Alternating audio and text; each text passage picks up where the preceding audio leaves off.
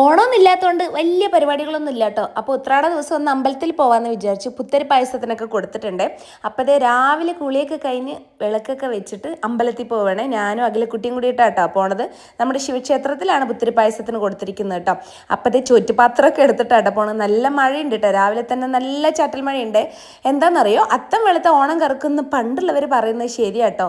അത്തത്തിൽ നല്ല വെയിലായിരുന്നേ, ഇപ്പം അതേ ഓണം നല്ല മഴയും കൊണ്ടുപോയി. അങ്ങനെ ദേ ശിവക്ഷേത്രത്തിൽ നല്ല തിരക്കുണ്ടായിരുന്നു കേട്ടോ. ശിവക്ഷേത്രത്തിൽ മാത്രമല്ല, എല്ലാ അമ്പലത്തിലും ഞങ്ങൾ വരുന്ന വഴിക്ക് നോക്കുന്നുണ്ട്, നല്ല തിരക്കാണ്. ഇത് പുത്തരി പായസത്തിനുള്ള ക്യൂ ആണ് കേട്ടോ. അപ്പം ഞങ്ങൾ വേഗം ഉള്ളിൽ കയറി തൊഴുതി ക്യൂ നിൽക്കാൻ നിന്നേ. കാരണം എന്താ പറയുക, അവസാനമായി പായസം എങ്ങാനും കഴിഞ്ഞ് കഴിഞ്ഞാൽ തീർന്നില്ലേ. പിന്നെ ഞങ്ങൾ അവിടെ നിന്ന് പായസം മേടിച്ച് നേരെ നമ്മുടെ കൃഷ്ണൻ്റെ അമ്പലത്തിൽ വന്നു. അവിടെ ഇതേ കൃഷ്ണനെ നേദ്യമൊക്കെ നേദിച്ചിട്ട് നല്ല പൂജയൊക്കെ നടന്നുകൊണ്ടിരിക്കുകയായിരുന്നു കേട്ടോ. അപ്പോൾ അതെല്ലാം കഴിഞ്ഞിട്ട് ഇത് നമ്മുടെ കൃഷ്ണൻ്റെ അമ്പലത്തിൽ പൂവിട്ടതാണ്, ഉത്രാടപ്പൂക്കളാണ് കേട്ടോ. അപ്പോൾ അവിടെ നല്ല തിരക്കുണ്ടായിരുന്നു കേട്ടോ. അപ്പോൾ ഞങ്ങളും കുറേ നേരം അവിടെ നിന്ന് തൊഴുതിയിട്ടാട്ടോ അവിടെ നിന്ന് വന്നത്. അവിടെ നിന്ന് വന്ന് നേരെ പിന്നെ നമ്മുടെ കക്കോട്ടുകാവ് ക്ഷേത്രത്തിലും വന്നു കേട്ടോ. കാരണം ഒരു വഴിക്ക് എല്ലാ അമ്പലവുമാണ്. അപ്പോൾ പിന്നെ എല്ലാവിടെയും കയറാമെന്ന് വിചാരിച്ചേ. പിന്നെ കൃഷ്ണൻകോവിലിൽ നമുക്ക് ഈ ലഡ്ഡുവും പ്രസാദമൊക്കെ കേട്ടോ കിട്ടിയിട്ടുണ്ടായിരുന്നത്. പായസമൊക്കെ ഉണ്ട്. പിന്നെ ഞങ്ങൾ നിന്നില്ല, എല്ലാ അമ്പലത്തിൽ നിന്നും നമുക്ക് കതിരും കിട്ടും കേട്ടോ.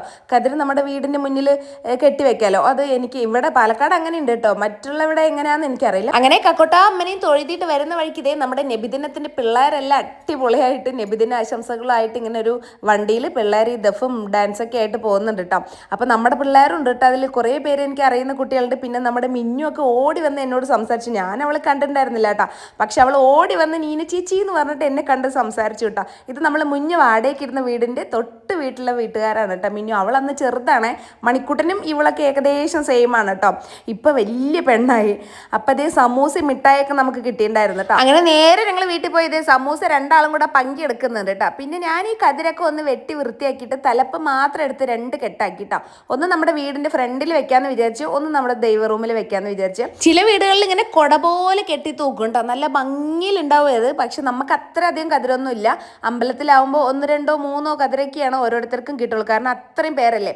അപ്പോൾ അതേ കതിരൊക്കെ തൂക്കിയിട്ടുണ്ട്. അപ്പം എല്ലാവർക്കും ഓണാശംസകൾ, ഹൃദയം നിറഞ്ഞ ഓണാശംസകൾ. Tata bye, see U.